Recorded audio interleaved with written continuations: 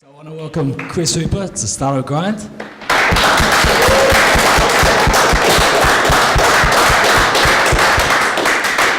That actually worked pretty well with the wall gone now. Yeah, missing wall, I like it. It's like, where's those people? They're hiding something. So, welcome. Thank you. We start with a couple of standard questions. Sure. When did you get out of diapers? Can't remember. I'd probably say about one, the norm. Okay. What did your parents do? My dad was a compulsive entrepreneur, which makes sense. He spent, I can't even remember, like 10, 20 years like in the bank, like everyone sort of in the 60s and 70s did, and then sort of cashed in his super, which you could do back then, cashed in his retirement savings and went, I'm going to start a business. Now, I wasn't around at this time, but I think one of the first businesses he had was a deli, which was called Pennywise, and that was back in the 80s. Was that before the band? Sorry? Was that before the band? Yeah, it was actually before the ban. You know what? He would have made more money trademarking it and then suing these guys later. But he got squeezed out, you know, due to competitive forces like the Coles and the Woolies moving into the market back then. Because back in the 70s... So it was like a deli? Yeah, like as in your corner store. Okay. But like back in the 70s and 80s, your corner store was where you actually did your grocery shopping, you know.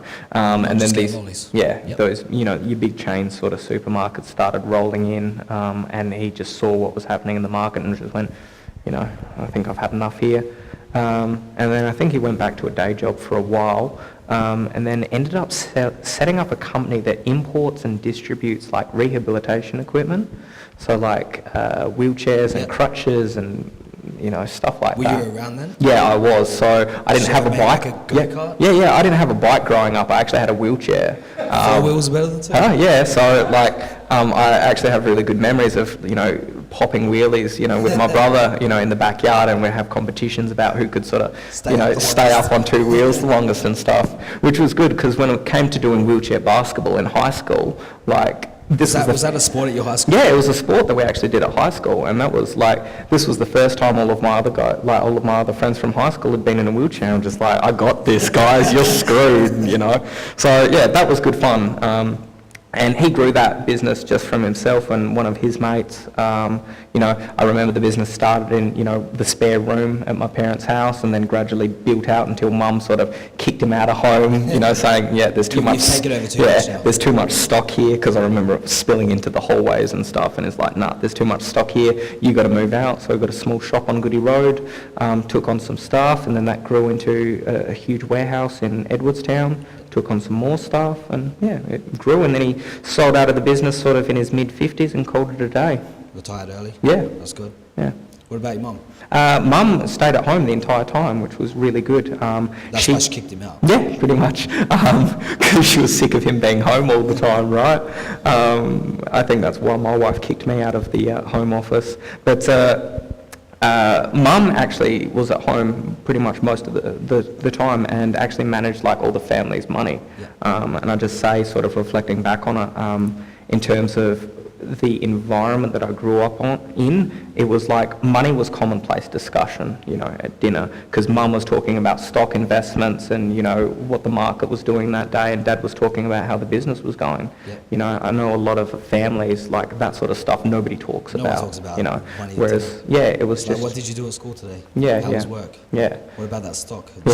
Just pretty much, you know, and I know that Mum and Dad made some very intelligent trades sort of in the 80s and 90s that have obviously paid off extremely well for them, and a lot of that was actually Mum's doing. Yeah. I think by the time I got to sort of halfway through primary school or so, Mum started working a couple of days a week at a local nursing home, and I think that was just to sort of fill the days. It's got bored sitting at home. Yeah, more or less. But she was always, she even set up work so that she was off of work at 3 o'clock, so, you know, home, you know, in time for us to knock off at school. So we always had, because Dad was obviously working in the company all the time, it was good just having Mum there, you know. So you're not the traditional accountant? No. But do you think you get that from your mum? Since your mum looked after the finances, do you think that's what really got you into accounting? Like, what made you wanted Yeah, to I be an think accountant? I think it just came from just a general curiosity about money and how it works and wanting to know more about it. And I suppose me just coming to the conclusion in my late teens that the only way for me to actually really learn this, because the more I dealt with it, the more confusing it got. The only way for me to really learn it was to actually go to university and study it. Yep. So what was your first entrepreneurial type of business? So my first How business old were was, you? I was 13 at the time. I just started high school, and I loved professional wrestling, like loved it. WWF stuff. Yeah. And I remember sort of back in Steve Austin. Yep, yeah. The Rock, all that stuff. I had a brother that was 5 years younger than me. Yep. He was my test dummy. Yep, exactly. So, like, we always used to stuff around in primary school, just beating the snot out of each other, in the schoolyard. And I remember, when I was in year 8 at high school, I bumped into some guys that I used to play footy with in primary school, and we were just talking, and then it was like, yeah, wrestling, and it's like, yeah, we totally need to do something, so it just started off very innocently, like, with the three of us just beating the crap out of each other and, Taking money for it. Yeah, well, no, not quite. Just the three of us sort of beating the snot out of each other in their parents' backyard. But then it turned out that there were other kids in high school that also wanted to smack each other over the head with steel chairs. So Did you ever see Fight Club? Yeah. Was it one of those kind things? of like that. Anyway, like we got to the point where there were 10 people go into the Basso brothers' place every weekend. We'd set up these fake rings out of like garden stakes and ropes and stuff like that. And we'd actually film this stuff as well. And cut promo videos like The Rock did and all of that stuff. And then eventually, the Basso brothers' parents just got fed up of us, tearing up their backyard. Yeah. And when you guys got to go out, you guys got to get out of here, you got to set up somewhere else. So then we went on the hunt to actually find a gym with a wrestling ring. Yep. Didn't exist, but we found one with a kickboxing ring called Jane's Kickboxing Academy on Frome Road. And we pretty much just appealed to them to actually let us in and let us use the ring that was being idle for most of the time, with the promise of, hey, we've got 10 guys that also want to train here, how about it? And then, we set up this presence, and this was about the same time that this thing called the internet was sort of, gaining momentum. So I think we set up like a GeoCities site or something really cheesy like that. Like this was even before MySpace. And then it turned out I think after a few months we had like 30 or 40 like teenagers, all training and paying like membership dues in order for us, who knew nothing, by the way, to teach them how to wrestle.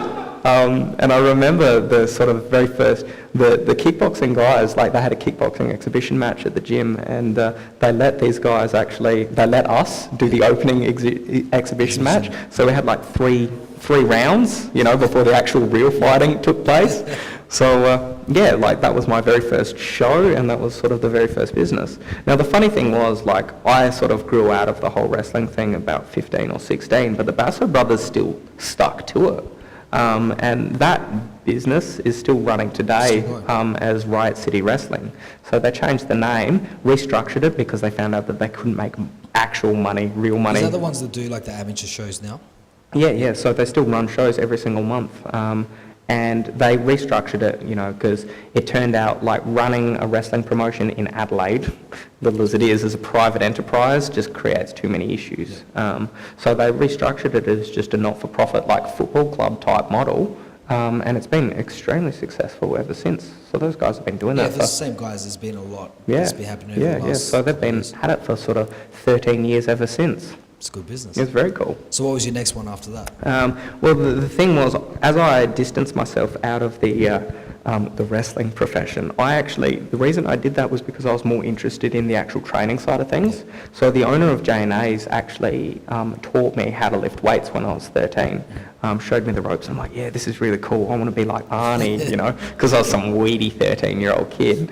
And I really took an interest in training that. So while the Basso Bros were, teaching these kids how to, beat each other up, wrestle in the ring, when they weren't wrestling in the ring, I was there teaching them how to do weights. How get bigger to and it wasn't exactly the great role model for it, but I still enjoyed sort of teaching people that. So I think about age 15, I actually went to the Australian Institute of Fitness to get my fitness instructor creds. Yep. Had to beg mum and dad to let me do it, but I think it was a pretty cool thing. I don't know why mum and dad had such an issue, because it was like vocational education, so I was doing a certificate for, in year 10, which I thought was pretty cool. So yeah, I did that, got all of my creds, and by the time I was sort of 16 or 17, I'd actually accumulated enough gym equipment where I actually set up my own fairly shifty operation outside mum and dad's shed, because while dad had this business set up, he'd built this massive shed in the backyard. To store stuff, because it spilt out into the lounge room, into this huge shed, and then he got the warehouse in Edwardstown and didn't need it anymore. So I pretty much set up a gym in my parents' shed, and then started charging not just the wrestling guys, but all of my mates from high school, $10, come use my gym, or, show you how it all works. See, I've got this bit of paper that says I'm qualified. And the thing is, people actually did it, so I had a day job working at Big Dubs along that, but I was also getting cash in, from this sketchy side operation as well. So did you ever get into, because I know you were a personal trainer for a while, did you ever do that inside of another gym, or this was just from your mum's backyard? So just like my dad, my mum ended up sort of kicking me out because she had all of my sketchy mates sort of coming through the house 24/7. So I felt the need to sort of legitimise the operation, and that was about when I was 17. So I moved to a place called City Gym in the CBD in Light Square, and started training out of that. And then funnily enough, some of the other wrestling guys actually set up, because J&A's had, long since closed down, they actually set up their operation out of that place there. So I was working at City Gym for probably about 2 years there, working out there as a personal trainer. And it was, good fun. So how did you find it as a business though? It was a terrible business. I think this is the funny part with personal training, because I've seen my friends have all been going through the last 7 years of I've got to be a personal trainer, it's got to be awesome. I get to eat clean, I get to train people. They do it for about 3 months, and then they work out the gyms, take a whole bunch of money before they even walk into the place. And then they're stuck trying to find their own leads all day. Correct. Was it like that back then? No, it wasn't. It was actually the golden age of personal training. I say these days as a joke that 1 in 3 people identifies themselves as a personal trainer these days. And I remember back when I was studying, there was a whole bunch of accountants who had quit the accounting job to go be a personal trainer. So it's very funny that I did it the other way around. But yeah, back when I was training, it was the golden age for personal training, where there were very few personal trainers, so the supply was fairly limited. Yes, the demand was more subdued than it is these days. But you have Stereosonics. It was a good sort of balance, which meant that personal trainers could actually carve out a really good living doing this. But then what happened was, the Australian Institute of Fitness started gaining a lot of, momentum and putting a lot of students through, probably selling that whole lifestyle business thing. And by the time... Getting a degree in six months instead of 3 years sort of thing. And I just took a look around sort of the industry, at age 18, 19, and just went, this place is getting real crowded. The classic example, I remember being at the gym, because when I wasn't training clients, I was just hanging around the gym, sort of just looking after the phones and reception and stuff. I remember taking a call and, there's a guy calling up just going, hey, I've got a master's in exercise physiology. You guys got any jobs there? I'm just like, dude, I'm an 18-year-old kid with, a certificate. As if you can't find a job. And I just started getting a bit anxious, just going far out. If he can't find a job, how do I have a job? And this was back in the golden age of personal training, before this pay-for-play model works. So that business model you were talking about was actually a risk play from the gym's perspective, because gyms could no longer afford to actually pay personal trainers, employ them on the books, and have them sitting around idly and not actually making money for the company. So they switched the business model around a little bit, where it was rather than employing these people, what we're going to do is lease gym space to them, so they pay us regardless of whether or not they're making money. And that was actually a very good move, from the gym's perspective, quite a money spinner. Risk away from them. It eliminated all of the risk and probably just turned into a supplementary revenue stream for them. But what it did was it just completely just trashed the personal training industry and started just putting all this downward pressure on prices. And, by the time I was sort of 2021, I didn't even recognise the space anymore. Because what were they charging? Do you know what they were charging for you to be their personal trainer? Like the charge out, depending on like times and deals and that sort of stuff, it varied between $50 to $35. Yeah. Now, you've got to keep in mind that $50 was $50, 7, 8 years ago, yeah? The price is still $50, but that's 8 years later, yeah? You compare cost of living, there's a lot 8, 9 years ago to cost of living today, it's a big difference. So the industry's gone nowhere. And that's why the average shelf life of a personal trainer is about 12 months. Yep. It's kind of like door-to-door sales guys. Yeah, pretty much. Yep. So, knowing a lot about the gym, with the fitness industry, do you have any recommendations of what? Because we've talked before about these 24-hour gyms and how they're a good model in a way, because like gyms really survive off of those people that sign up because they've watched something on TV. They're like, damn, I've got to get healthy. And then 2 days later, they're just too lazy to never show up again. Yeah. These 24-hour gyms, what do you think about them? Look, I think the 24-hour gyms, honestly, are going to be sort of a bit of a trend that'll either die out. So it'll go one of two ways. Either all gyms will converge on this 24-hour model, or the 24-hour gyms will get member attrition and then just gradually fizzle out. Because like those people, they sign up, they get real excited, they join a gym. The thing missing, I think, from the 24/7 business model is that intimacy and the client-customer sort of touch points. Because you go to your regular average Joe's type gym, and the proprietors, the receptionist and all the gym instructors. At the front that knows your name. Yeah, exactly. It's good to see you again, or you've worked out 3 times this week. Yeah.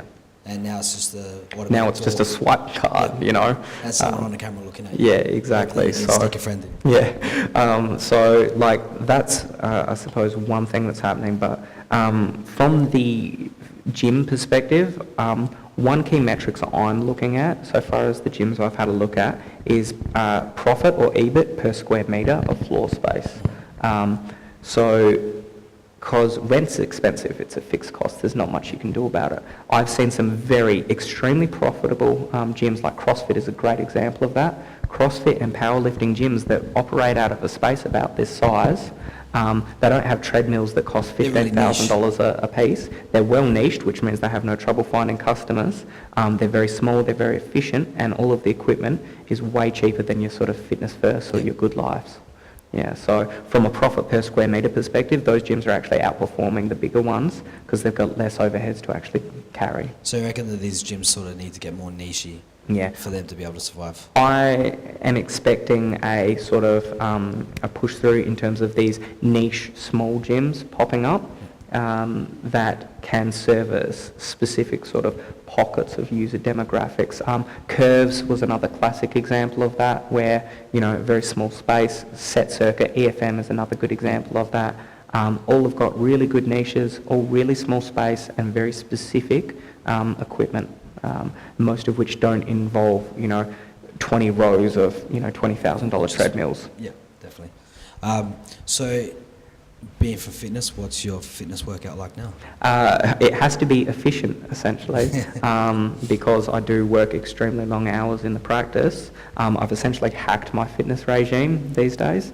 So the first hack that I did for my fitness regime was actually move into the city, so that I'm a 20-minute walk from work and a 40-minute walk from university, because I actually teach. Because were you driving before? Yeah, I was either driving or, jumping on the bus and then walking, 2 minutes to the office.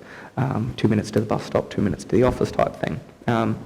Now, I have to walk 20 minutes to get to the office. I have to walk 20 minutes back. On days where I'm actually teaching or studying at university, which is on the far other end of town, that's a 40-minute walk back home, and that's 3 nights a week. So I'm essentially, because I got the Fitbit now, I'm consistently doing over 10,000, steps a day. That's without the one that monitors, like how you sleep and all that sort of stuff. Yeah. So I'm doing 10,000. Craze for fitness. Correct. So that's going to be another emerging trend, is that biometric data stuff. But I'm consistently doing over 10,000 steps a day without even thinking about it. And then in terms of the actual weights training routine, I've actually designed a program with some research that I've done in terms of... Science? Yeah, bro science pretty much, where I can actually not get a great workout, but get a fairly efficient workout. Efficient. Yeah, so I'm more concerned about efficiency than I am, turning into Arnie these days. I'm more just trying to avert the inevitable... Probably don't want to be Arnie these days anyway. I'm just trying to avoid the inevitable heart attack that I'm probably going to have in this business. So I've consolidated my weights routine into 5 minutes every single day without fail, and it's something that I can actually do in the office. I think that with weights is consistency anyway. Yeah. It's not really an hour or two worth of workout, but just consistent every day you're doing some sort of lifting. Yeah, so my concern in terms of like weight training was that back when I was powerlifting like professionally, when I was... Wrestling. Exactly. But when I was competing in powerlifting and running practice at the same time, you'd do a heavy squat day and you wouldn't be able to walk the next day, and then you'd pull an 18-hour day at work and you'd just completely destroy your body. Never got to recover. Yeah, never got to fully recover. So I just couldn't afford to do that from the physical toll, because I feel like being in business these days is like being sort of, an elite athlete from a conditioning perspective, because, the business takes a lot out of you, so you need to just it really consumes you. Yeah. Okay. If you really want to be successful in your business, you have to put a lot of effort into it. Yeah, so exactly. That's priority. Yeah. So what's your thoughts on, fitness and, business? Do you think that it is really important that you definitely have some sort of fitness regime does that help? Do you think that helps you with your business now? Yeah. That you do a lot more walking back and forth, that you find you're more productive? Yeah, I think you've got to. I know my fair share of people in the accounting profession, that have been in the business for sort of 20 years, and I look at them and just go, nah, I'd rather not go down that road. And I think just broadly speaking, starting a business is a surefire way to actually put on weight if you're not careful. Depends on what kind of business it is. Yeah, exactly. Those quick meals. So, like, I hear, all these comments that, sitting is the new smoking, and I'd be like, yeah, it probably is. It's probably worse than smoking more than anything, because... At least that way you go outside. Yeah, exactly, right? At least you're getting some fresh air going out for a cigarette, right? Kind of. But, yeah, I think it's really easy to working sort of an office job, particularly with computers, 18 hours later, you've just been like this the entire day. It just wrecks your posture, and you're not sort of getting the exercise. I call it training for when you're 80. Yeah, I'd rather not do that. So, yeah, I think that the health thing is really important, and it's something that I find that a lot of my clients and friends actually completely overlook, and they have a lot of trouble sort of balancing out their stress and their health and that sort of stuff. And it's one of those things that if you stay in this game sort of 10 years' time, it takes its toll. You got to be exhausted. Yeah, pretty much. Yeah. So I guess like you're an accountant, and around here we have a few accountants, and they're being accountants. They wear grey suits.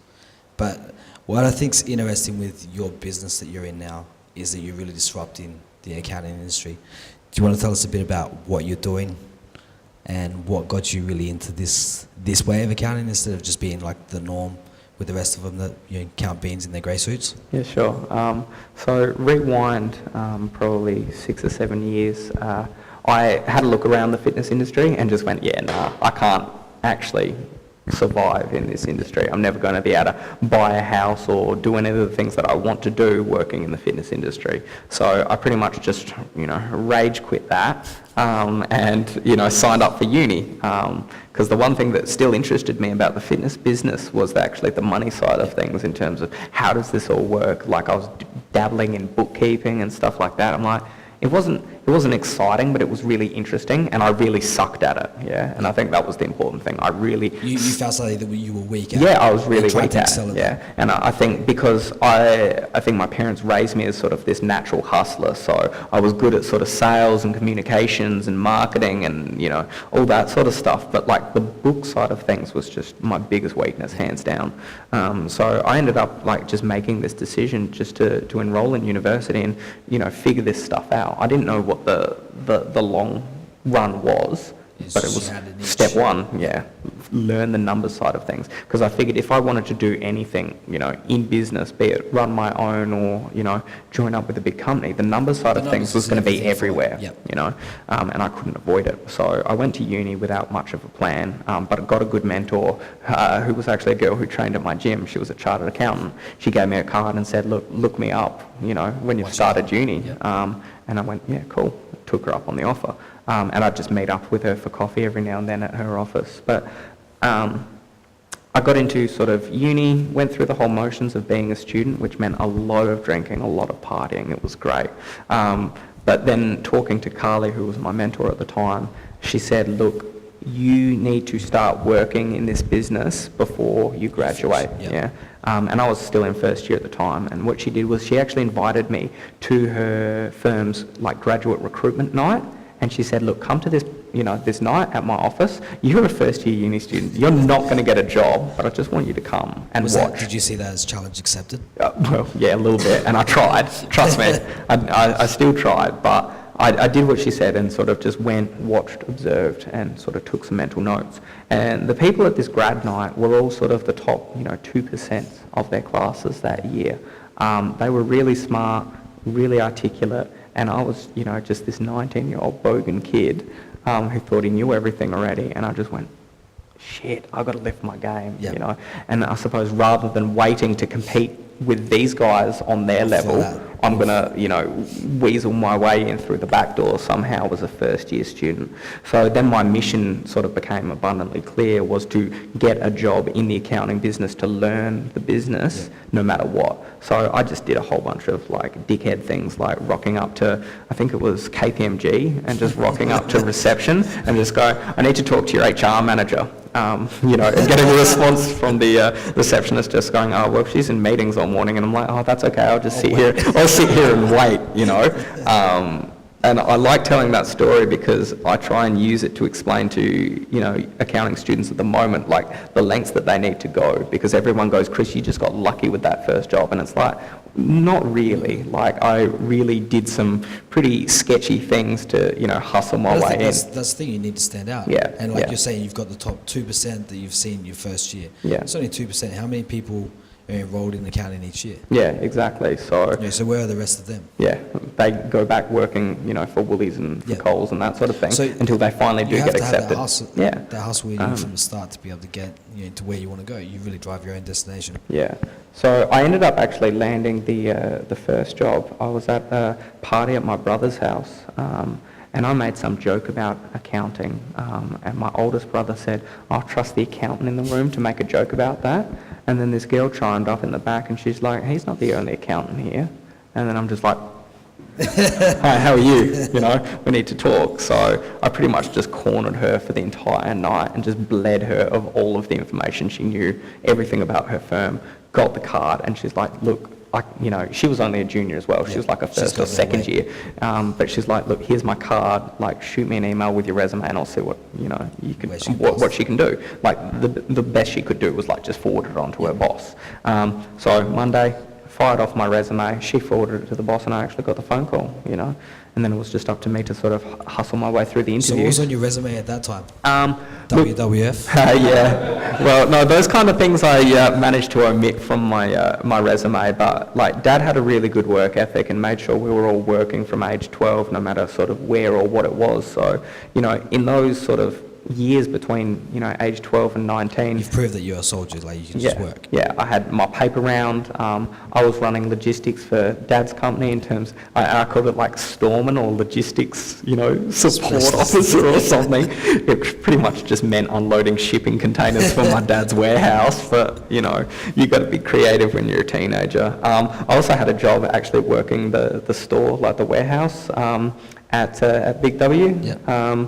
And then also picked up a job, sort of casual uni work, driving trucks and running the warehouse, in terms of loading, unloading trucks, and deliveries for my brothers. Logistics yeah, specialist. it was I had this whole, Dad's warehouse, Big Dub's warehouse, and then Keen Office Furniture's warehouse and truck stuff, and that was by the time I was 19, I would have had like 6 years of that stuff, So they were all like part-time, crappy teenager jobs, but they were jobs nonetheless. But it showed like every other teenager wasn't working. Exactly. So I think that was enough to actually at least get the foot in the door, get that chance. So I, along with 3 other first-year uni students, got recruited in that round. At Brentnall's, and then my mission, as soon as I got the job, as soon as I signed the paperwork and rocked up on the first day, I'm just like, you know what, I'm in a competition here. My job is just to grab onto the desk and hang on for as long as I can, So I made it my mission just to, just endure, and do the hard yards and learn everything that I could. Like pay your dues in order. Exactly. And just use that as an opportunity to learn from everyone in the firm, So I made a deliberate effort in that business to actually rotate through the different, service areas of that firm, just because, after a year I'd finished, I'd conquered tax, I'd learned what I could, so it was time to move to audit, etc., etc. And then, I just found by sort of 24 that, I was like, all right, time to move on, and did my own thing. So you only really had one full-time accounting job? Yeah. Oh, well, I spent some time cooling off at a company called Downer EDI, just as a finance analyst there, because I just thought it would be a bit dodgy and a bit disrespectful to leave Brentnall's and then just start up my own practice straight up. So where did you stash the database? Where did I stash the database? No, because I wanted this to all be totally legit, because I'm actually really grateful for, to Brentnall's for the opportunity to teach me, because I was, this nothing 19-year-old, and they invested a lot of time in my training and that sort of thing. And I think that's the key of what I want to talk about, education. Because my background with education. Yeah. I think education's in a way a waste of the time for people that want to be in business, or especially like professional services. I get the theory, but what's your thoughts on the education system at the moment? Because you just said you learn a lot from the actual on-job training compared to uni. Yeah, look, it's true, because I still maintain that I learnt more from my first week in public practice than I did in my first year of university. But you were drunk the first year, though. Yeah, well, exactly. So that actually explains a lot, come to think of it. But what I found was that whole mix of working full-time and studying full-time. What I did was I was taking stuff that I was learning at work and applying that to uni, and taking stuff I was learning from uni and applying that at work. So I got a really good synergy, which I think fortified the learning experience for me. So I think particularly in professional services, you can't really have one without the other, because I would have learnt the technical skill from accounting just working in the profession, but I wouldn't have actually had the theory to understand why we were doing the things that we were doing in that business. Whereas doing both simultaneously, I sort of got the complete picture. So with uni at the moment, because I think they do work placement, what year is that? They're not actually compulsory in the accounting profession, which is something I've actually been really pushing for, to try and integrate into the commerce degree. So how long have you been teaching? I've been teaching at uni for about 18 months now. Yeah.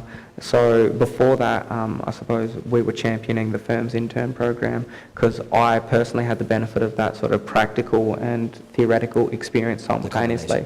And I've just been saying, ever since I started the practice, that there needs to be more of that so far as, tertiary education is concerned. So it wasn't so much you wanted to educate people, you just worked out a way to be able to get to those students quicker? Yeah, it was... I suppose, one, it was about this thing about giving back to the profession. Another, it was just about, I know how valuable it was for me to have that experience. Yep. And I felt like, every single student in the commerce, discipline should go through that. And now it's just a matter of sort of campaigning, the universities to actually hardwire it into their curriculum. So you disrupted accounting, now you're doing education? Well, I think the two go sort of hand in hand with each other, because the universities are actually integral to the accounting profession in terms of, feeding, the future accountants of the world. And the same thing from an entrepreneurship perspective as well. You find that a lot of, startups and entrepreneurs come from this university this university background, but so far as the universities are concerned, they're not giving them the sort of tangible skills to actually start up, you know. And I found myself walking out of a commerce degree, you know, after 3 years in the profession as well, still not knowing really how to start a business properly, you know. So I think there is, you know, something to be said about more technical, you know, education in all sort of disciplines. How many students have you seen that have gone and completed their degree and then basically gone, this is what I thought it was going to be, and you know, this isn't really what I want to do? Do you see like a high amount of that? Yeah, pretty high amount. Because I think people enroll in accounting for the wrong reasons. Because there's two things in life that are guaranteed, deaths and taxes? Pretty much. No, I think people enroll in accounting, one, because of pressure from parents. Like, because I ask this question, you know, in interviews when I'm hiring people, why did you choose the accounting profession? Yeah, and I'll either get a lie where they go, and they'll make up something really inspirational on the spot, which is always impressive, or they'll just straight up just go, look, my parents told me to enroll in this because it was a safe, you know, career to choose. Like my favourite is a girl we've hired, Natasha, who said, you know, it was the highest paying job I could get with the lowest, you know, TER, you know, results I got in high school. And I'm just like, this kid's a hustler, you know, I'm going to keep an eye on her. Because one, I appreciate the honesty, considering that I'd say 50% of the interviews I do, I just get some straight up lie. Yeah. And you know, she actually had a legitimate reason, and then I knew what motivated her. And she also took advantage of her situation. Yeah, exactly. So, you know, that's reason enough, I think, you know. Because that comes back to, like, we didn't get to how you disrupted accounting so much. And I think that plays really well with, you know, why it was important that because she was a hustler, how that really works with what you're doing with your business and accounting. Right now. So when I was working at Brentnells, I used to get very frustrated about, like, some things. Like, just... And it wasn't, you know, firm specific. This was industry specific. Like things like, you know, having your accounting stuff and putting it on a flash drive and taking that to your accountant's office, okay, and then taking that flash drive from the client and then just going, okay, I've got your accounting file on this flash drive. You're not allowed to touch your accounting file at your office for the next 2 weeks while I do your BAS, okay? Don't touch it, okay? So then I'd take that flash drive and then I'd do my, you know, accounting stuff, okay? We'd finish the business activity statement or the annual accounts, okay? And then we'd take that flash drive and give it back to the client going, okay, cool, I've got my entries, you know, in there, you know, in your accounting file. The BAS is all cleaned up or the annual accounts are all cleaned up. It's good to go. And then the client just kind of looks at you and goes, oh, I needed to bill some customers last week. Yeah. So then you've got two data sets. Yeah. Both with, you know, conflicting data, and then it's like you've got to double handle that. You've got to either get the invoices out of that client's file, find out what transactions have actually occurred, you know, during that period, and then move them over to your file, or then vice versa. And it was just like, there's got to be an easier way to do this, you know. And then just other stuff like printing off bank statements, entering that into, you know, an accounting bookkeeping package, yeah, like just keying that in, and then at the end of the year, printing off a report from that bookkeeping package, okay, and then entering that into another piece of accounting software, you know, and I'm just looking at this, yeah, being this cocky Gen Y kid, and just going, but, are you for real? Do we actually have to do this, you know? So when we set up their practice, like the practice, one of the first things I did before I even, you know, picked up a client was I did a value chain analysis on the entire process, and looked at all of these redundant inefficiencies and went, cut that, cut that, cut that, cut that. So I looked at the entire value chain and I said, what of these things actually adds value to my client? Anything that didn't, we just eliminated straight up. And then when we were looking at the technology landscape, we saw what was emerging in terms of this, you know, cloud technology stuff. We saw a player in the market emerging called Cirillo. We played around with their stuff. I liked the look of it.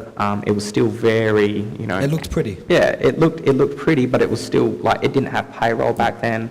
A lot of the functionality was extremely limited, but we ended up just going, you know what?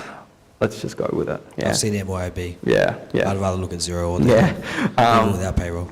So we ended up just going with our guts on that one. And I remember that conversation to that very day where we just went, yeah.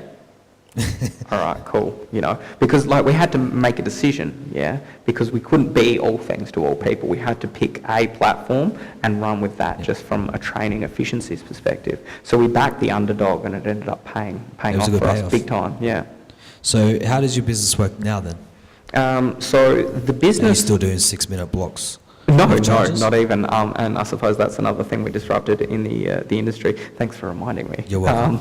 Is that another thing that frustrated me about the entire profession was this whole billing in 6-minute increments thing, Because the way I saw it was it actually created this conflict, or... You and the client are on completely different terms of... Different wavelengths. Clients would be afraid to call you because, they pick up the phone and talk to you. You're going to send them a bill for $30, and they were afraid to have lunch with you because, they didn't know who was paying. Yeah, exactly. You'd have lunch with them and they'd get a bill for $200, You'd pay Plus they had to pay for lunch too. Yeah, right. And it was just stuff like that I'm just going, isn't that stuff just customer service? Don't we want our customers to call us? And don't we want to have lunch and hang out? You get more value out of it. So we just went, you know what, most of the stuff in the accounting business, you can guesstimate how much it's going to cost. So we adopted this model called market-based pricing, where we looked at what the industry was charging and we just charged the same as them, So the guys down the road, they'll charge $1,000 for that job, and it's like, we'll charge $1,000 for that as well. So the client knew from the get-go exactly what the bill was going to be. And then the next thing was to actually disrupt the cash flow model. Because one thing I noticed in the accounting profession was that they have like this horrific debt and work in progress, debtor days and WIP days lockdown of like 120 days. So the work comes in, takes you 60 days to process the work, then you send it out with an invoice and it takes you 60 days to get paid, As a startup, we couldn't justify that, man. We had bills to pay over that first 120 days, so we needed to make sure that the money was coming in, from day one. So what we did was, that $1,000 job, we went, yep, okay, it's $1,000, and what we're going to do, instead of giving you one bill for $1,000, it's like, let's break this up into small little bite-sized monthly, payments, which meant that rather than having these peaks and troughs like you see in the accounting profession during peak seasons and stuff like that, we just have this flat sort of... It's a continuous revenue stream that's very predictable. We know exactly how much money is coming in. That really helps with your growth as well, doesn't it? Yeah, it helps us plan our cash flow and our staffing and that sort of stuff. And because everyone's on sort of this direct debit retainer model, we know how much we're going to get paid next month, and we can, plan around that. Yeah, so that helped us and helped our clients as well, because clients loved the idea of, one, knowing how much their fees were going to cost, and two, paying them over 12 months instead of all up front. Because they still have exactly the same problems in their business where they've got those 30-day accounts and it's like, crap, who am I going to pay first? Yeah, exactly. And we didn't want to, because everybody pays the accountant last, right? Do you reckon? Yeah, because... My dad has a rule. Yeah. He said you always pay your lawyer and your accountant first. Yeah, I like that rule, but I suppose I see... His accountant likes it too. So, like, I see the accountants falling into this trap because the accountant knows how tight that company's cash flow is, and they're all like, look, I know times are tough at the moment, so don't worry about us, we'll be fine, and they're always the last to get fed.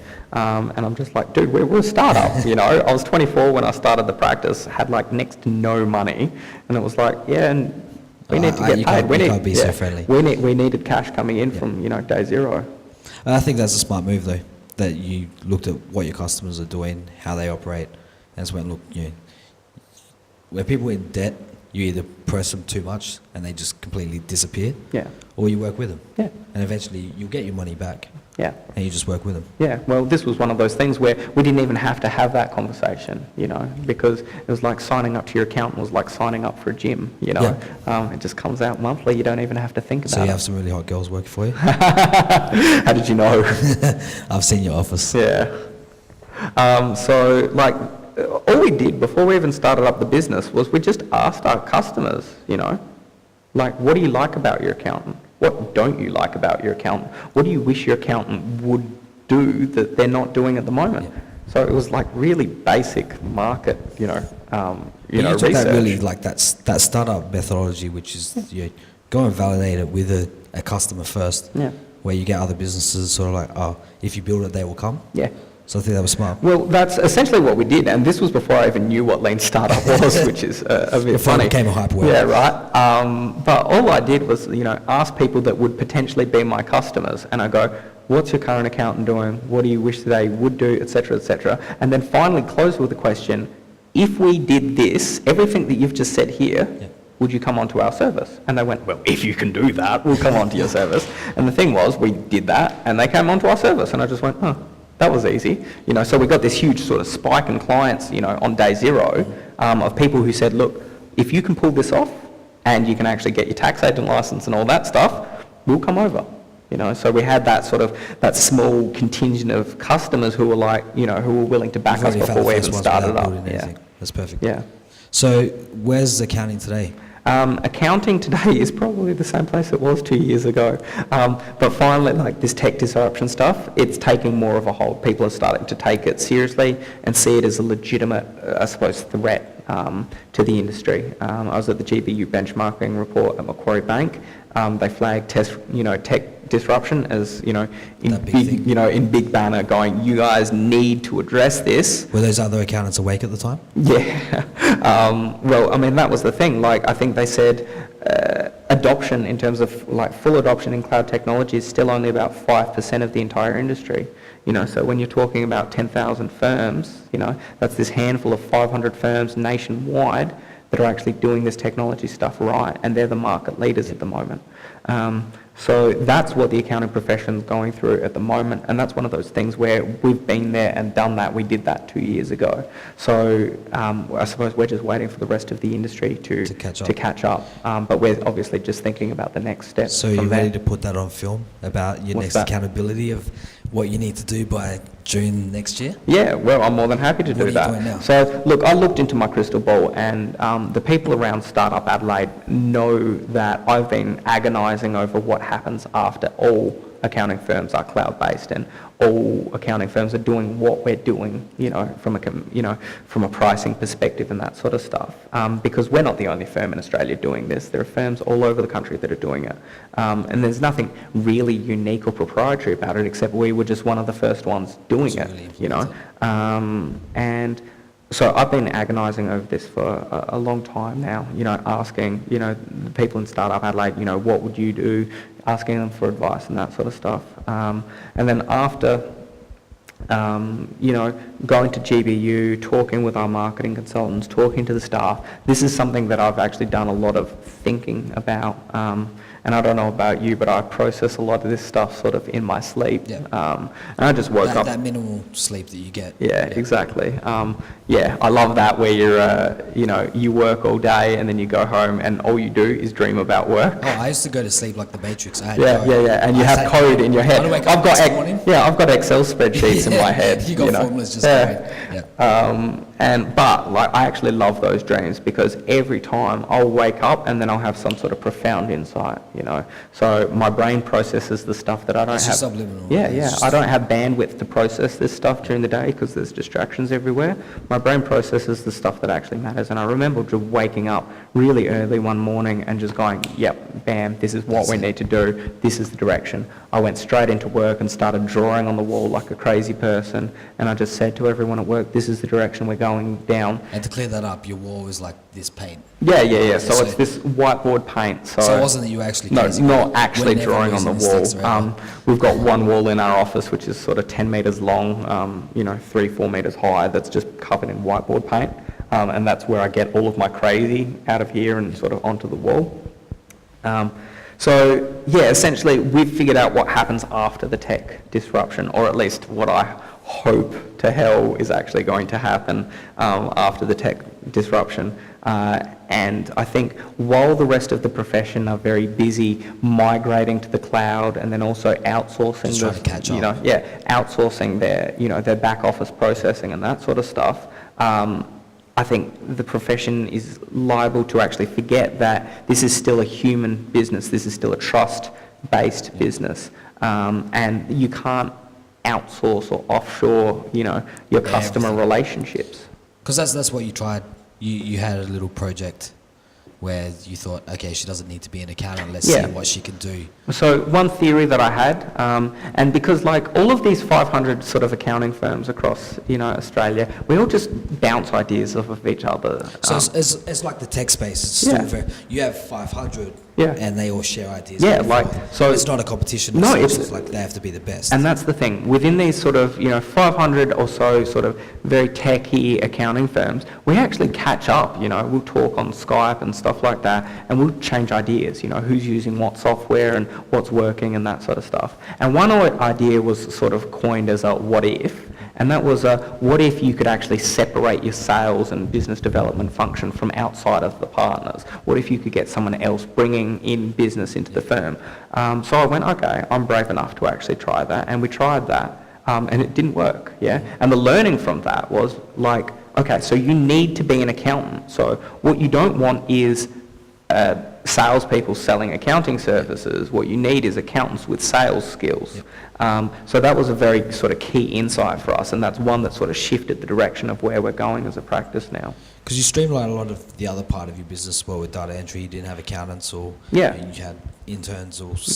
So we essentially used automation in the business, and like I have always had this big thing in the company where throw technology at the solution, don't throw people. Because I often find with clients especially that are growing really quickly is they freak out and they start hiring people and throwing people on the problem. And what that does is that actually exacerbates problems, So if you had average processes and then you suddenly throw another 10 people onto average processes, what you do is get a massive payroll bill and an even more average result. And I've seen companies just go into chaos from growing too big, too quickly, throwing human resources at the solution. You need to throw technology and processes. Technology is at that point now where you can automate a lot of the stuff. Exactly. You just need to know the right person to sort of implement the stuff. Yeah, you need to know the right software and the right people to actually build those systems for you. Because if it doesn't, we've had this attitude, whereas if it doesn't exist, we'll just build it. If there's a good opportunity cost, if a piece of software saves us, $100,000 a year in wage costs, and that software costs $250,000 to build, we'll build the software. We'll make our money back within the first 2 years, So that sort of stuff is the way we've actually been approaching the technology space. Instead of sort of being scared of it. Yeah, we've embraced it. Exactly. We've embraced it, and we've made a conscious effort to sort of continue embracing it as part of our business strategy. Yep. Cool. So I think we've heard about your accounting, we've heard about your wrestling. Now we have a label for you in the startup scene in Adelaide, where we call you the godfather of the startup community. Because you really are like the biggest ambassador when it comes to pushing our whole little tech space and making sure that government, education, everyone else is sort of like trying to help us get to that next level. Where do you see the startup scene today compared to how long ago was it that Startup Club was around? So Startup Club was around in 2008. When I actually started university, I wanted to find more entrepreneurs on campus. People that had, hustled, played around with businesses before, sort of in high school and stuff. And I met this guy in uni who was James. We met in the lineup for student services. We started talking about business and stuff. And it's, that connection that you get with people? Yeah, I call it the crazy eyes. James had the crazy eyes. I had the crazy eyes. We were done at uni, and then we ended up just talking at the pub for hours afterward. And I'm just like, this guy's cool. I need more friends like that. So we were just talking, like James and I, and like, do you know anyone, like us? And it's like, oh yeah, I know this Jeff guy. He's got an internet company, and I'm like, cool. Invite him over to our place. We'll do beers. So, Jeff and James rocked up to my place on the weekend, and we had beers, and we just talked business and technology and stuff like that. And then, startup, and then we all invited some more friends, and then we had like 9 people at the pub, and then they all invited friends, and then we had like 20 people, and then we had this thing called Facebook coming out and going mainstream, and we created a Facebook group, and then that like blew up into like 800 people 2 years later. So that's where that first sort of community experience came from me, because I just know from talking to a lot of guys in the space that everyone was just doing the hard yards at home. Oh yeah, that's what I've been doing this since I was 13. Yeah. And it wasn't until last year, pretty much the start of last year, that I went, What the hell? There's actually people like Adelaide? Yeah. And I suppose the internet's actually made it easier to actually find these places and these people and that sort of thing. So that's where it all sort of started for me, was in Startup Club, and that's where I found out about things like Mega and the SA Young Entrepreneurs Scheme program. And Say Yes. Yeah, Say Yes. And that was back when Innovate SA were around as well. So I did. Didn't we have that co-working space? Tomorrow Studios. So I had all of this really cool exposure, and I'd actually call that almost the golden age, in startups. Yeah. It's really grassroots. Yeah. Hadn't been pieced all together yet. Yeah, exactly. So it was really exciting, sort of going through that while the landscape changed. And now I can't even remember what your question was. That's good. Yeah. That's what I wanted to do. Yeah, cool. So the question was, where's the startup scene Where's today? the startup scene? I was talking about the history of the startup scene. Where's it going today? I think it's a really good space where it's at the moment. When I hear this term, startup fatigue or startup event fatigue, coming from a few other key sort of like leaders in the startup community, I go, that's a good thing, It means that we're doing too much stuff and people are getting exhausted, which is great, because it means we've hit that sort of critical mass that we needed to in terms of the community and the education side of things, which means that we need to then sort of shift our focus from the, to the JFDI. Like, we need more people actually building companies, building businesses, employing people and doing all those good things. And then, there's this whole thing about money and investment and that sort of thing. It's called bootstrapping. Yeah, well, it's called bootstrapping, and it's called the investors go where the deals are, So, if you just get more people just doing stuff and building cool companies, the money comes by virtue of that. You don't get the money first and then entrepreneurs come out of the woodworks. It doesn't work that way. And I think that's something I've actually, learned myself just by looking at other ecosystems around the world, is that the businesses, the enterprises, they come first, and then the money comes later.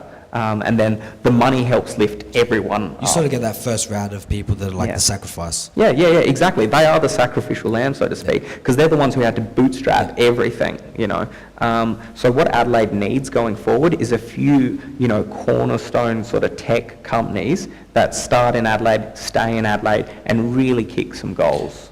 Do you agree with it? They should stay in Adelaide, or we've got Osama says, in most of his speeches, this Adelaide should be the city of the entrepreneurs, where you start, then you leave, and then you come back. I think there's no compelling reason to not do it in Adelaide. I think cost of living perspective alone and lifestyle, perspective, I've actually made a firm commitment. I'm never leaving Adelaide. The city's stuck with me so far as I'm concerned. Mum wants you out. Yeah, Mum wants me out. She's going to move me to Melbourne. But I can't leave Adelaide. I've got it too good here. Why? I see your tweets. Yeah. Saturday morning, you have your little group of fans. You all go for coffee. Yeah, right. Some fancy little place. If anything, I'm leading this little movement where I'm just trying to convince everyone I know to move to the city with me. Because it's an amazing lifestyle. So I think. Look, I'm not stopping companies from leaving, because some companies do need to raise capital, and the capital market in Adelaide just isn't where it needs to be to do those kind of deals. I think some of the other issues as well from other startups that have left is more just where their customers are. Where your customers are. And look, I get that, but I think the internet eliminates that excuse. Definitely. I think you can ship to a global market from, from anywhere. You don't necessarily need to go where the customers are. And I mean, you can be where the customers are, jump on a plane. I mean, you commute to Melbourne every second day, Tomorrow morning. Yeah, exactly. So there's absolutely no reason, to stop you from just jumping on a plane and being, a couple hours away from any of your customers. And the flights are cheap. Flights are cheap. And they're pretty quick. And they'll keep getting cheaper. Yeah. Yeah, and the internet will keep getting faster. So, I think should we talk about that? Just cut that one out. Yeah, I think you're really running out of reasons in terms of geography as a compelling reason to be in any specific city. I think you can be wherever you want to be and start a business from there. So, Startup Weekend. Yeah. How'd you get involved in that? So Startup Weekend, I went to... Do you want to explain what Startup Weekend is? Well, Startup Weekend is essentially, like an entrepreneurial boot camp on steroids. So it's a 3-day event. Steroids not included. Yeah. So it's a 3-day event. Friday night, you pitch an idea. You've got 60 seconds to pitch in front of absolutely everyone. And then the audience votes on the best ideas. Those best ideas make it through to the rest of the weekend. And then you form up a team to work on those ideas. And then you go Sunday night and you get 6 minutes to pitch in front of a panel of judges. Best idea wins, and there's this whole raft of prizes and that sort of thing. So that's what it is in sort of a nutshell. Why I got involved, I went to the first one and just went, holy crap, because I thought Startup Club was cool, Yeah. Startup... There's a bunch of you get... And that's kind of like what Startup Grind was. That started in a garage. Yeah, so a couple of friends and then kept growing. Yeah, so Startup Club was cool but all Startup Club really was just a meet-up group. Yep. We'd just meet up, we'd knock back some beers and talk war stories, and that was good. There's a place in that for the community, but Startup Weekend was something I'd never seen or that in action. And I went to the last one. Yeah. And, I've been doing this for a long time. I still thought, crap, that was insane. Yeah, so this is something that, James and Jeff and I would all talk about. Wouldn't it be nice to, as this musing, we had this idea of a startup camp, which, run a very similar, but that was still very passive training workshop rather than a do things, type event. So I went to the first one at Microsoft 2 years ago and just went, holy crap, this is awesome. Just the energy in the room and, some of the ideas. Oren and David. Oren and David actually brought it over to Adelaide. I think they did it in Melbourne or Sydney first. And then they had the same reaction. It's like a virus. It is like a virus because what happened was David and Oren did this interstate and just went, holy crap, we need to bring this to Adelaide, So David and Oren, brought it to Adelaide and I just went, oh my God, this is amazing. And I said, this needs to stay in Adelaide. How can we make sure this stays in Adelaide? And I suppose being very active in the not-for-profit sector, I saw what can happen from volunteer fatigue. Mm-hmm. It happened in Startup Club, and I saw it happen in the not-for-profit boards that I've sat on, where in the community sector, you always get, a handful of people doing all of the work, and then the rest of the volunteers not really pulling their weight. I'm very, aware of that sort of situation. I think people overcommit themselves as well. Yeah, they do, because their heart's in the right place and they've got the best of intentions. But you know what? When I've got this volunteer work, but I'm getting slammed in my company, dude, I've got to go where the paying customers are. And I totally understand that. And I was just very aware, that, David and Oren can't do this forever. It's a very labour-intensive event. We've got David who lives in San Fran now. And David, and that was the thing. It's there's not even, because these are startup guys, and there was no guarantee of them actually being in Adelaide, in a year's time. And I just thought to myself that this event is too good to not be in Adelaide forever. Mm-hmm. So I spoke to David and Oren in terms of succession plans and what they were planning. And just volunteered for the second, event, just going, look, I'll help out. And then it got to the stage where it was okay, well, do you want to run the next one? And I went, yeah, sure. Yep. So myself and Sammy Lang, who actually volunteered for the first event from day one, took over Startup Weekend, for this year. And we ran the third one at Adelaide Uni a few months ago. And then we're just putting on the fourth one now, so you've had it for two times. This is your second This one. is my second run. That's and I'm already, manoeuvring or engineering my own redundancy. So one of the things that we did was put this perpetual succession plan in place so that my first event was, the first event where I was flying solo was in July at Adelaide Uni, and I'd already picked who was going to replace me in 12 months' time. And Sammy had done the same thing, because the thing is, the volunteer stuff, it is a hard job. So you get so much out of it. I think you need to cycle out. But come back. Yeah, exactly. You just need some time out, And I know, even after my second event, it's dude, I need to focus on my business some more. Plus, it's fun. You're doing it a little bit crazy because it's we're doing 2 this year. Yeah, exactly. So, I picked Eloise to sort of take over my role, and Sammy picked Alyssa to take over her role. And then the thing is, when Alyssa and Eloise run their events on their own next year, they'll then pick, who's going to be replacing them. Yep. And then we'll just get this, perpetual succession pipeline so that we can ensure that Startup Weekend stays in the city forever. Yep. It's perfect. Now, how do we get money? Because is it because of the startup weekend is an American concept, isn't it? And part of their rules is that is it their rules that says that cash can't be given out, so that's why. So we can't do cash prizes. That's one of the rules. And look, there's a valid reason for that. I thought the same thing as you, going, oh man, like we should totally just be handing checks out, you know. But it looks more baller when you do it. Yeah, I know, right? It's definitely like a little voucher. Yeah.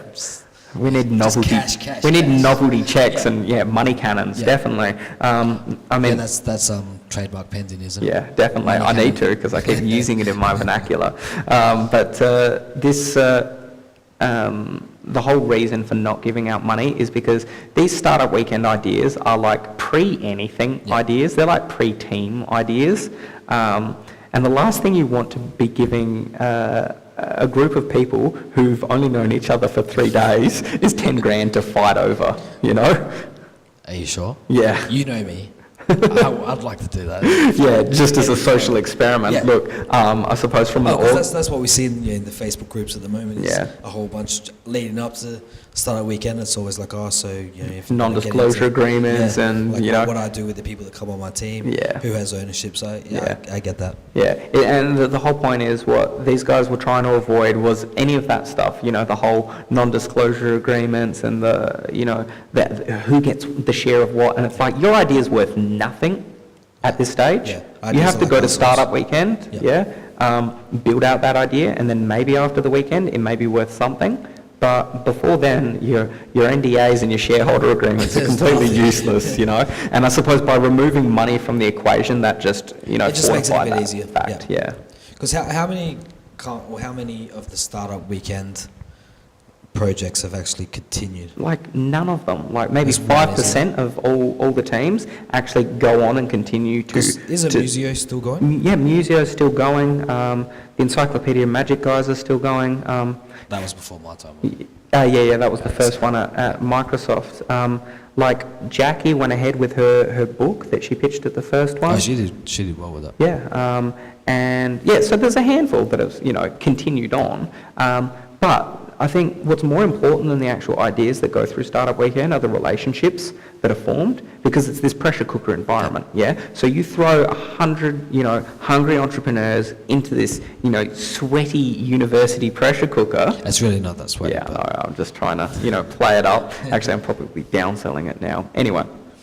Like, you put these people into this very high pressure, out of comfort zone environment, and good relationships are formed, across everyone. Because it's like that whole war stories type, relationship, we've been through Startup Weekend together, Like, you may not have even spoken to this person, but it's like you guys saw each other at Startup Weekend, and it's like, you're one of us, like and you build this relationship and you build this community around this event. And I think what's cooler than the businesses that come out of Startup Weekend are the teams and the relationships that go on after Startup Weekend. I think it's also the education. Yeah. Like, because it is a practical education that these people get.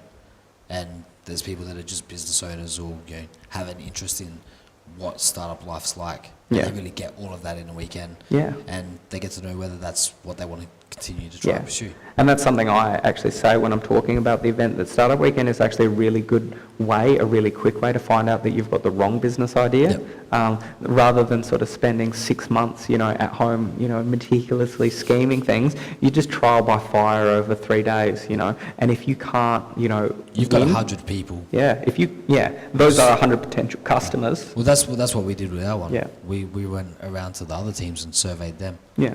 So, like, if you can't, rank in the sort of top 5 at Startup Weekend, then that's a pretty good indication that you probably shouldn't actually be pursuing the business any further, which is often, a very quick way, a very inexpensive way, to actually validate your business idea.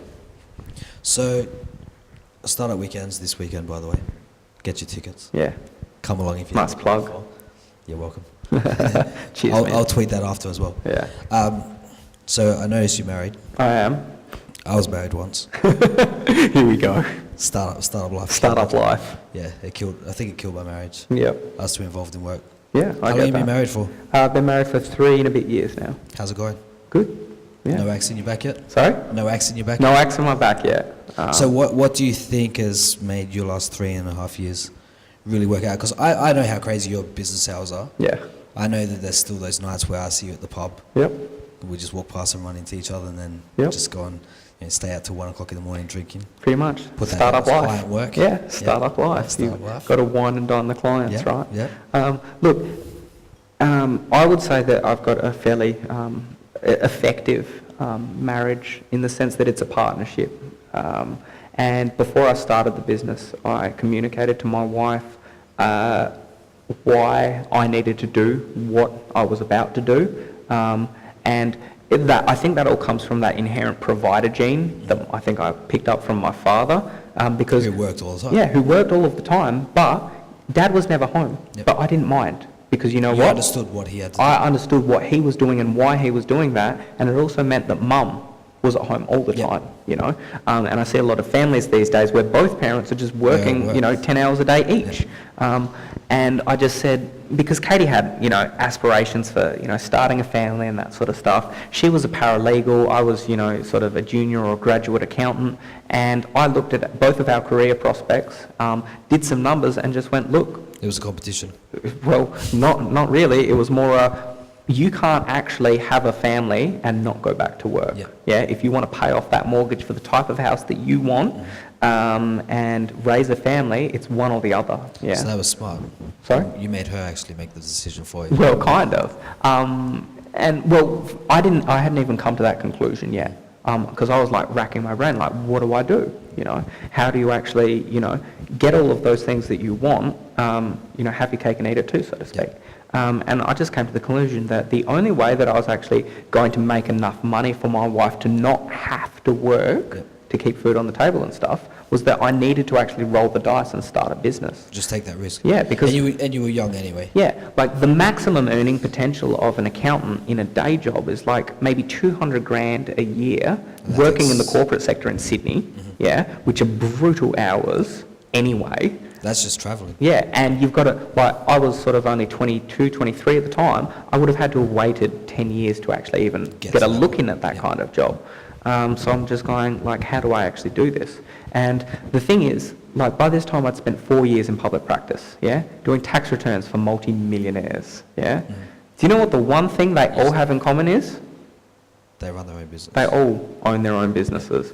And I go, maybe there's something to that, What a concept. It's not necessarily the freedom. I think a lot of entrepreneurs get into wanting to be an entrepreneur because they're like, I get so much freedom in the world. Yeah, I hate that lifestyle entrepreneur stuff, man. Like, Gemma from our office put it really good. It's not about work-life balance. Yeah. Work-life balance implies that you hate your job and you don't want to do it, Gemma flipped it around and said it's life-work balance, where if you do what you love and let it consume your entire life, that's a good thing, Really so I'm the first one to say, I work like 60, 70, 80, 90, I don't know, 100 hours a week.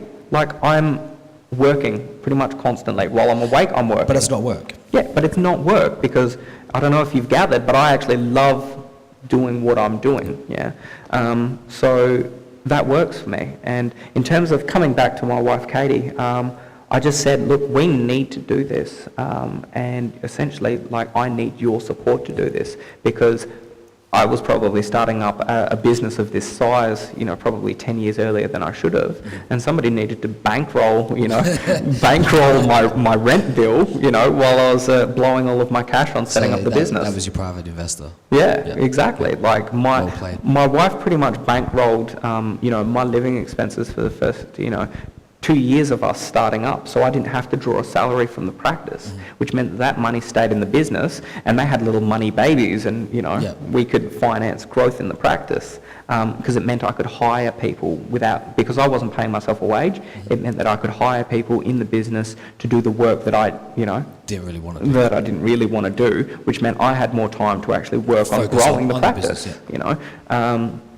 So it all just kind of worked out that way. And the agreement or the arrangement I've got with my wife is that, she bankrolls me for this, the first 2 years of our startup. And then, the intention being that when she hits 30, she won't have to work ever again. Yep. So she is really my first investor because she bankrolls sort of the last 5 years of my 20s, and then I bankroll her for 30, onward, life, And I think from a, from her perspective, I think that's a pretty good payoff, yeah. you know. Plus, she's also got another business idea for that. She does. Well, what's she doing? I mean, I've been working with her because she'll be approaching retirement soon, you know. So she's, you know, she can play around and think about what she actually really wants to be doing with her time. And we've been working with ideas because I've been this huge advocate of, you know, just do something that you really enjoy doing, and the money sort of comes by virtue of that. Yep. The girl reads sort of 2, 3, 4 books a week. She's got a very expensive book habit. And it was like, well, it's got to be something with books, you know. Yeah. Are you doing book reviews online? Are you working in a library? Do you own a bookstore? You know, do you become a writer?